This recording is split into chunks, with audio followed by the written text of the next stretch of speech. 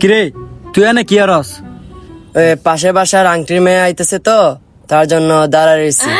ও বেটা তোরে না কইলাম ওই মায়ের পিছন ছাইরা দে, ওটারে আমার ভাল লাগছে, বুঝছ নাই? আর যাই হোক ভাই, আমি ওই মায়ের পিছ ছাড়তে পারবো না। ওই মায়ের আমি অনেক ভালোবাসি। দেখ ভাই, তুই আমার আপন ছোট ভাই, দুই ভাইয়ের মধ্যে কোনো ঝামেলা করে লাভ নাই। ওই মায়া আইতাছে হোক, দুইজনে মিলে প্রপোজ করুম, যাটা অ্যাকসেপ্ট করবো ওই মায়া তার, ঠিক আছে? আচ্ছা ঠিক আছে, আমার তো মনে হয় না তোর মতো গাঞ্জা করে অ্যাকসেপ্ট করবো। কিরে কুছা দিলি বাইরে, ভাই আসস বাইরে, গাঞ্জা নিয়ে কথা কইবি দিমু তোর গারে। আচ্ছা হোক ওই মায়া।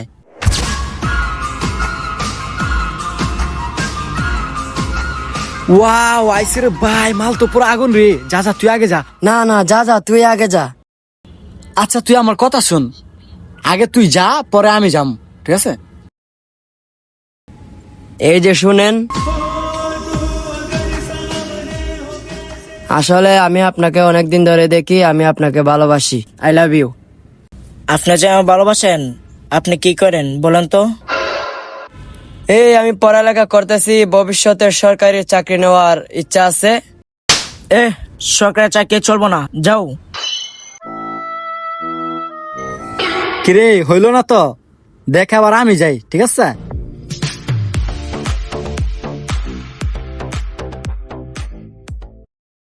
এই যে ধারান,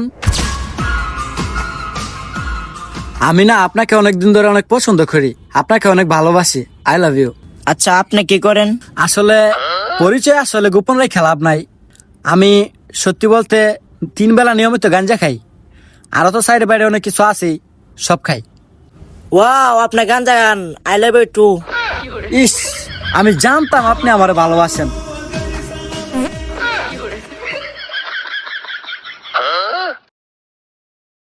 ওয়াও, কি সুগারান। ইস, সত্যি সুগেরান, তাইলে চলো চিপাই যাই।